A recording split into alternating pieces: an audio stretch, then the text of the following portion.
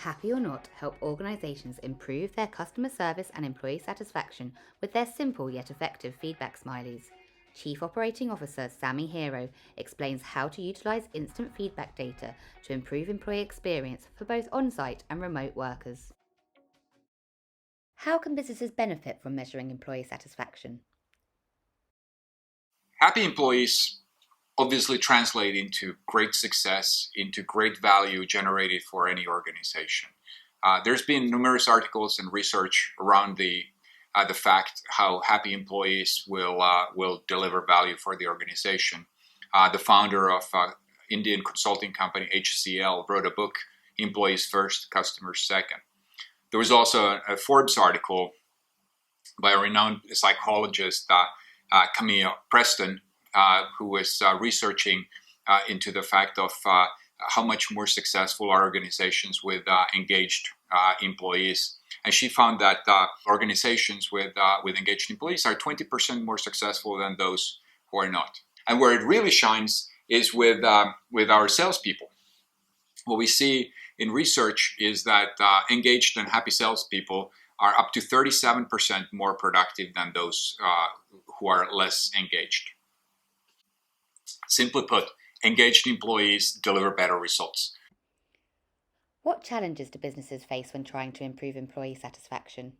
One of the big things that companies are struggling when they're working on improving employee experience is that we run employee opinion survey, for instance, once a year, maybe sometimes every 2 years, maybe we run a pulse survey in between.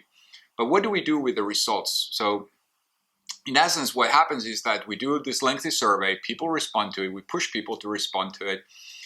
We'll learn a bunch of different things, typically very valuable topics.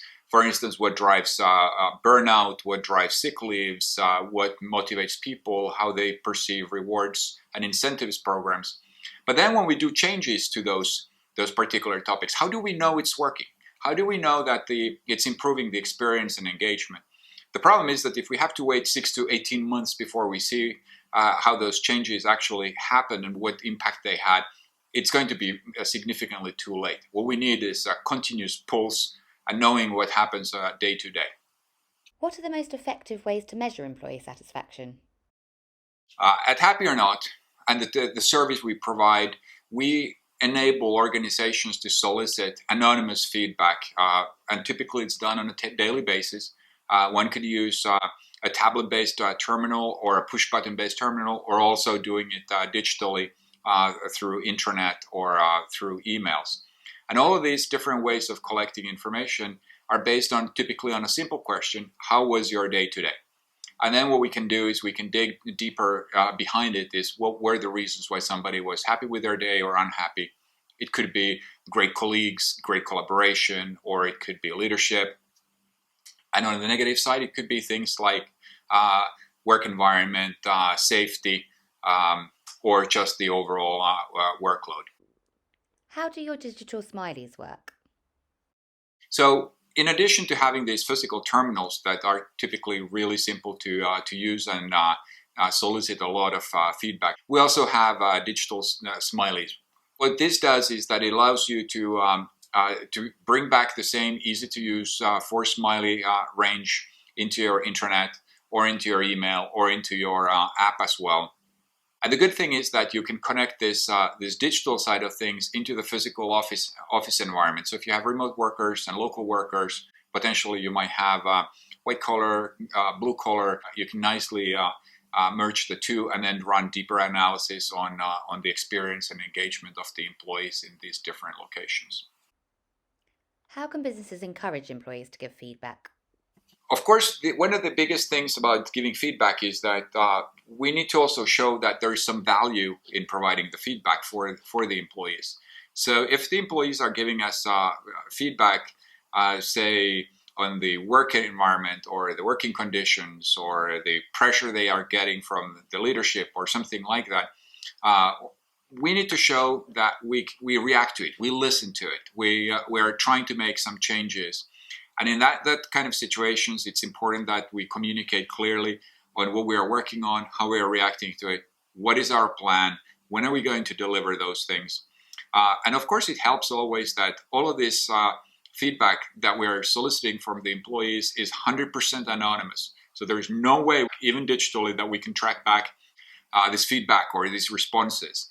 We don't store it. We're fully GDPR compliant.